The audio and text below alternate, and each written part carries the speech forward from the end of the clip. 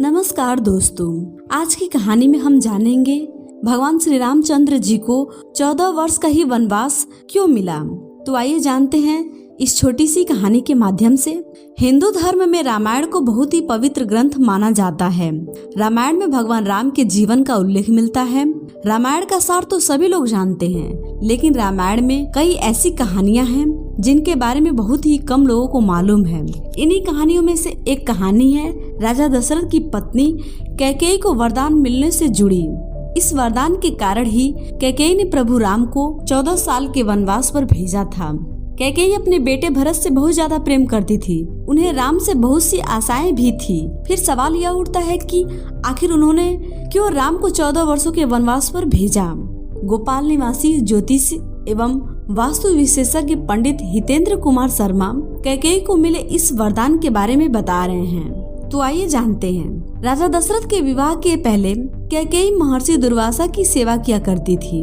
कैकेयी की सेवा से प्रसन्न होकर महर्षि दुर्वासा ने कैकेयी का एक हाथ वज्र का बना दिया था और आशीर्वाद दिया था कि भविष्य में भगवान तुम्हारी गोद में खेलेंगे। समय बीतता गया और कैकेयी का विवाह राजा दशरथ के साथ हुआ। कई सालों के बाद स्वर्ग में देवासुर संग्राम प्रारंभ हो गया। देवराज इंद्र ने राजा दशरथ को सहायता के लिए बुलाया। रानी कैकेयी भी महाराज की रक्षा के लिए सारथी बनकर देवासुर संग्राम में पहुंची थी। युद्ध के दौरान महाराज दशरथ के पथ के रहिए की कील निकल गई और रथ लड़खड़ाने लगा। ऐसे में कैकेयी ने कील की जगह अपनी उंगली लगा दी और महाराज की जान बचा ली। राजा दशरथ कैकेयी के युद्ध भूमि में साहस से बहुत प्रसन्न हुए और उन्हें 3 वरदान मांगने के लिए कहा। कैकेयी ने उस समय प्रेमवश कह दिया कि इसकी जरूरत नहीं है, अगर कभी जरूरत होगी तो मांग लूंगी। कैकेयी ने राजा दशरथ को इसी वरदान के जाल में फंसा लिया और राम के लिए 14 वर्ष का वनवास मांग लिया। लेकिन राम के लिए कैकेयी ने 14 वर्ष का वनवास ही क्यों मांगा? इसके पीछे कई अनेक राज हैं।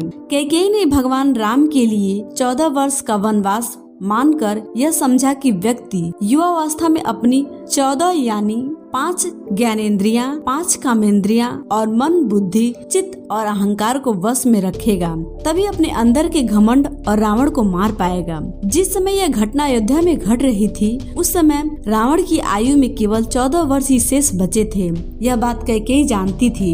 यह घटना तो अयोध्या में घट रही थी, लेकिन इसकी योजना देवलोक में बनी थी। कैकेयी को राम पर भरोसा था, लेकिन दशरथ को नहीं, क्योंकि वह राम के साथ पुत्र मोह में बंधे हुए थे। भगवान राम श्री हरि विष्णु के अवतार थे। यह सारी योजना उन्हीं की बनाई हुई थी। इस योजना में भगवान राम ने सरस्वती से मंथरा की मति में अपनी योजना डलवाई। मंथरा ने कैकेयी को वही सब सुनाया और समझाया जो सरस्वती करवाना चाहती थी। इसके सूत्रधार स्वयं भगवान श्री हरि विष्णु थे। उन्होंने यह योजना तैयार की थी। कैकेयी यह जानती थी कि यदि राम अयोध्या के राजा बन गए तो रावण का वध नहीं होगा। इसके लिए वन में तप करना जरूरी था। कैकेयी चाहती थी कि भगवान राम केवल अयोध्या के ही सम्राट ना बने रह जाएं, वह विश्व के समस्त प्राणियों के हृदय के सम्राट बने। इसके लिए राम को अपनी समस्त शोधित इंद्रियों और अंतःकरण को तप के द्वारा सिद्ध करना होगा। रामायण और महाभारत दोनों में ही 14 साल के वनवास की बात सामने आती है। रामायण में भगवान राम को 14 वर्षों का वनवास भोगना पड़ा था, जबकि महाभारत में पांडवों को 13 वर्ष का वनवास और 1 वर्ष का अज्ञातवास झेलना पड़ा था। इसके पीछे ग्रह गोचर भी मायने रखते हैं।